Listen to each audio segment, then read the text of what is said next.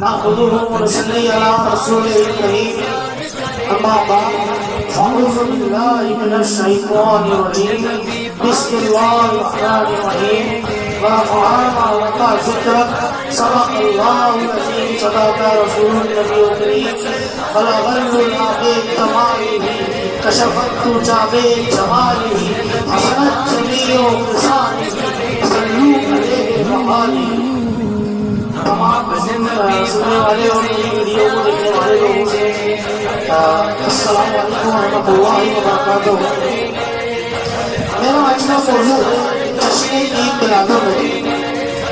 ہر سال 12 ربیع الاول کا مہینہ آتا ہے اور 12 ربیع الاول کے مہینے میں 12 تاریخ کو جشن ولادت کا عادت پہلے سنت اور جماعت بناتے ہیں.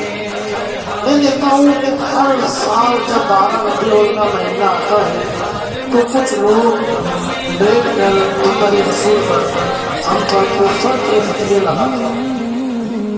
میں کسی کے مخالفت کبھی نہیں کرتا، لیکن میرا سوال ہے ان دوستوں سے جو ہم سے کفر کے فتوے لگاتے ہیں کہ بھائی ایسا آخر ہم کون سا کام کرتے ہیں کہ جس پر آپ کفر کا فتویٰ لگاتے ہیں؟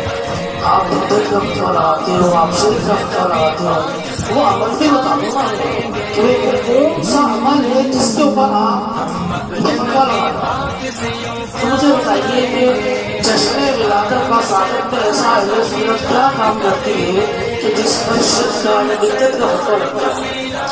کیا نبی کریم صلی اللہ علیہ وسلم کی دنیا میں تشریف آوری کا ذکر کرنا غلط ہے؟ آپ کے حسن و جمال کو بیان کرنا غلط ہے؟ آپ کی نعتیں پڑھنا غلط ہے؟ آپ پر سلام پیش کرنا کیا غلط ہے؟ آپ کے معجزات کمالات کا ذکر کرنا کیا غلط ہے؟ آپ کی فضائل والی آیتیں پڑھنا کیا غلط ہے؟ لوگوں کے دلوں میں آپ کی محبت کو پیدا کرنا اور اس محبت کو بڑھانا کیا غلط ہے؟ ہماری آنے والی نئی نسلوں سے آپ نبی کریم صلی اللہ علیہ وسلم کی پہچان کرانا کیا غلط ہے؟ غیر مسلموں کے سامنے آقا علیہ السلام کی شان بیان کرنا کیا غلط ہے؟ اللہ تبارک و تعالیٰ کی دی ہوئی رزق میں سے لوگوں کو کھانا کھلانا کیا غلط ہے؟ اس میں ایسی کون سی بات ہے جس پر بدعت کا فتویٰ لگاتے ہو کہ بھئی یہ بدعت ہے؟ نبی کریم صلی اللہ علیہ وسلم نے نہیں پڑھی.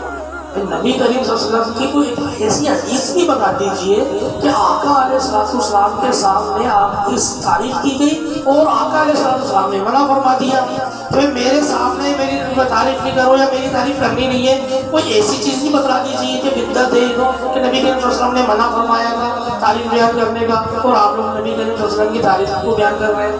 اگر ہم یہ کہیں کہ آپ نبی کریم صلی اللہ علیہ وسلم کی جب پیدائش مبارک ہوئی تو آپ کی نام جو آنکھ ہے وہ جدا تھی، آپ برے برائے دنیا میں تشریف لائے، آپ کی ختنیں ہوئی بھی تھی. اگر ہم یہ بیان کریں تو کیا یہ غلط ہے؟ اگر ہم یہ کہیں کہ آپ نبی کے رسول دنیا میں جب تشریف لے کر آئے تو ہزاروں 360 جو تھے وہ دنیا زمین بوس ہو گئے، انہوں نے آقا علیہ السلام کی شان میں سجدہ کر کے آپ کا استقبال کیا، تو کیا یہ غلط ہے؟ اگر میں یہ کہوں کہ سمندر میں مچھلیوں نے خوشخبری ایک دوسرے کو سنائی، ایک دوسرے کو مبارکباد دی، تو کیا یہ غلط ہے؟ فیض و نشرہ کے محل میں جلنے والی ہزاروں سال سے آگ بجھ گئی، اگر ہم یہ بیان کریں تو کیا یہ غلط ہے؟ آقا علیہ السلام کی شان بیان کرنا کس طریقے سے غلط ہے وہ آپ ہمیں اس بات کا جواب دے دیجیے. بڑے بڑے مفتیان کرام بیٹھ کر یہ فتویٰ لگاتے ہیں کہ جی یہ بدعت ہے، تو بھائی بدعت تو بہت ساری چیزیں ہیں. آپ لوگوں نے جو جشن مناتے ہو بہت سارے وہ بھی غلط ہیں. مجھے بتا دیجئے کہ وہ کون سا ایسا کام ہے جو نہیں کیا جاتا؟ ہر سال جشن سعودیہ منایا جاتا ہے، کیا اس کی قرآن و حدیث میں اجازت ہے؟ ہر سال خانہ کعبہ کا غلاف چینج کیا جاتا ہے کہ قرآن و حدیث میں اس کی اجازت ہے؟ خانہ کعبہ کے غلاف کے اوپر جو آیتیں لکھی ہوئی ہیں کیا اس کی قرآن و حدیث میں اجازت ہے؟ جو ہر سال جشن منایا جاتا ہے، راون کا اجتماع کیا جاتا ہے، کیا قرآن و حدیث میں اس کی اجازت ہے؟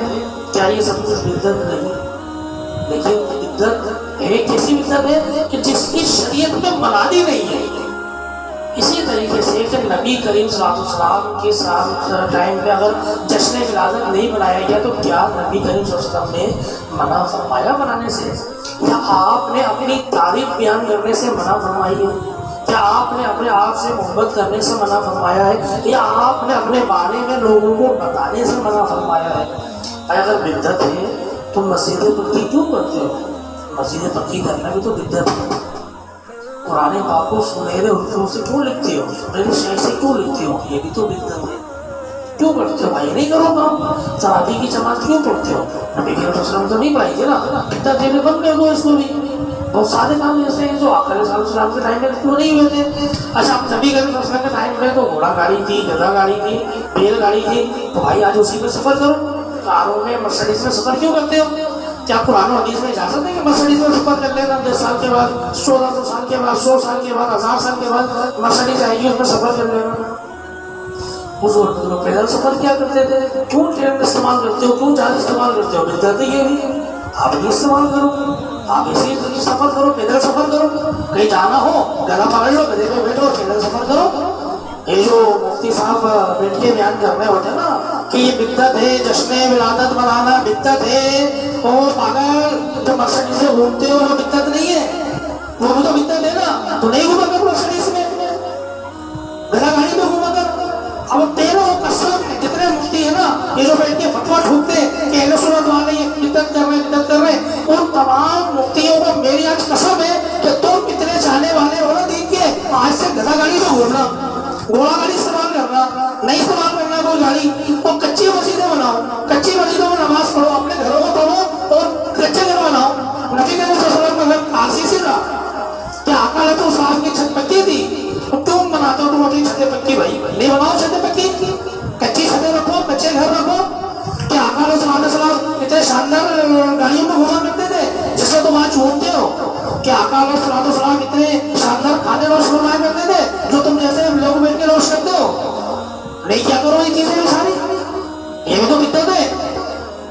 جشن ولادت منانا بدعت ہے۔ ہم سرکار کا جشن مناتے تھے، مناتے ہیں اور مناتے رہیں گے۔ تم جتنے چاہے فتوے لگا لو، ہمارے دل سے اس محبت کو نہیں نکال سکتے۔ آقا علیہ السلام کا جشن منانا ہم پر تو فرض ہے، ہم منائیں گے، تم اپنی فکر کرو۔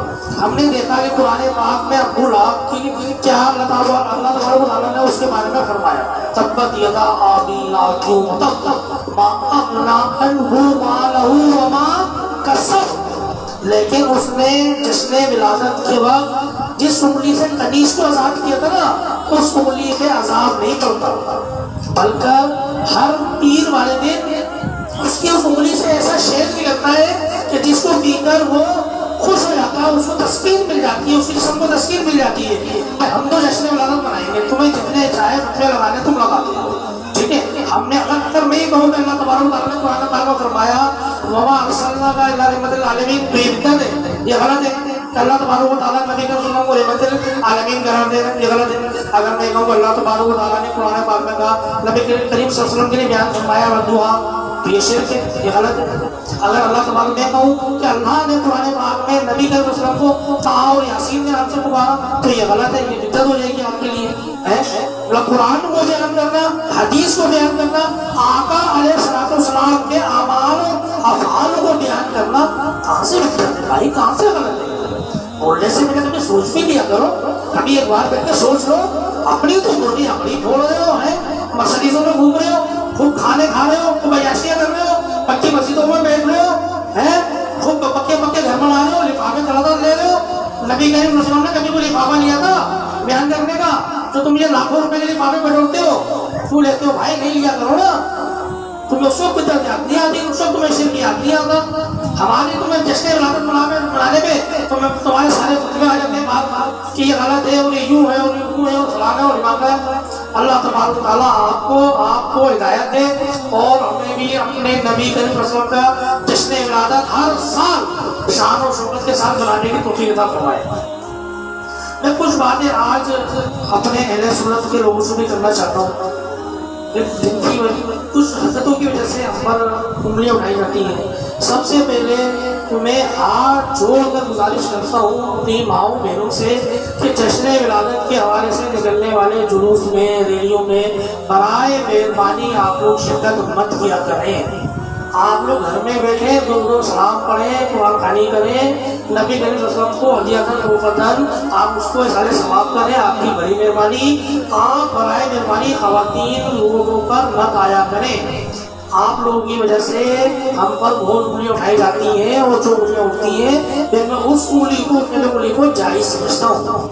دوسری چیز اوپر سے رزق کو پھینکنا، رزق کی بے حرمتی مت کریں، رزق کو طریقے سے بانٹیں، اس کو جو طریقہ بنائیں اس کو طریقے سے تقسیم کریں، لوگوں کو کھلائیں، بانٹیں، جتنا ہے سب لٹانے، آقا علیہ السلام کی شان میں سب کچھ لٹانے، اللہ کئی گنا بڑھا کے دے گا، کئی 100 گنا بڑھا کے اللہ آپ کو واپس کرے گا، لیکن بے حرمتی مت کریں، بے حرمتی مت کریں۔ اوپر سے ٹرکوں پہ سے سامان کو پھینکنا، لوگوں کا پیروں میں آنا، یہ غلط ہے۔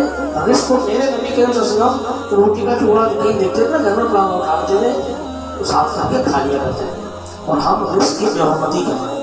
برائے مہربانی اس چیز سے بھی بچیں، جشن عبادت منائیں، خوب جوش سے منائیں، ہر سال منائیں، اللہ تبارک و تعالیٰ آپ کو برکتیں عطا فرمائے منانے پر، اللہ تعالیٰ آپ کی محبتوں میں برکتیں عطا فرمائے۔ لیکن ساری رات جشن منانے کے بعد صبح فجر کی نماز پڑھے بغیر مت سوئیں، صبح فجر کی نماز پڑھ کے درود و سلام پڑھ کے پھر سونے کے لیے گھر جائیں، اگر نماز پڑھے نہ سوئیں۔ کہ ہم نعرہ تو لگا دیتے ہیں کہ نبی کریم صلی اللہ علیہ وسلم کی شان پر جان بھی حاضر ہے، لیکن بے ایمانی نہیں چھوڑتے، بے ایمانی چھوڑیں، ایمانداری کریں۔ اگر نبی کریم صلی اللہ علیہ وسلم سے واقعی میں آپ لوگوں کو محبت ہے تو پھر وہ کام کریں جس کی آقا علیہ السلام نے آپ کو اجازت دی ہے، اور جس سے نبی کریم صلی اللہ علیہ وسلم نے منع فرمایا اس سے رک جائیں۔ میرے رب نے قرآن پاک میں فرمایا تمہارا نبی تمہیں جو دے لے لو، جس چیز سے منع کرے اس سے رک جاؤ۔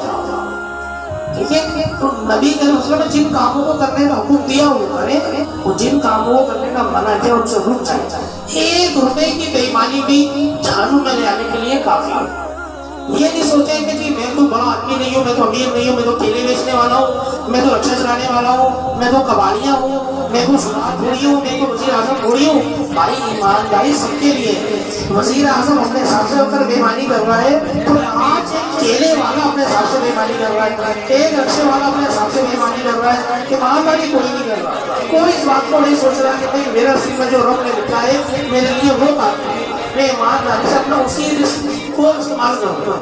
تو بھائی اگر نبی کریم صلی اللہ علیہ وسلم سے محبت ہے، سب سے پہلے تو لوگوں کی حق تلفی کرنا چھوڑیں، کسی کے ساتھ بے ایمانی نہیں کریں، کسی کے ساتھ کی حق تلفی مت کریں، لوگوں کو ان کا حق دیں، ہنسی خوشی سے لوگوں کو بتاتا ہے۔ ٹھیک ہے، میں دعا کرتا ہوں اللہ تبارک و تعالیٰ ہمیں جشن ولادت منانے کی توفیق عطا فرمائے، اور ہمیں قرآن و حدیث کے مطابق زندگی گزارنے کی توفیق عطا فرمائے، اور ان لوگوں کو جو لوگ فتویٰ لگاتے ہیں ہم پر بدعت کا، اللہ تعالیٰ انہیں بھی ہدایت عطا فرمائے۔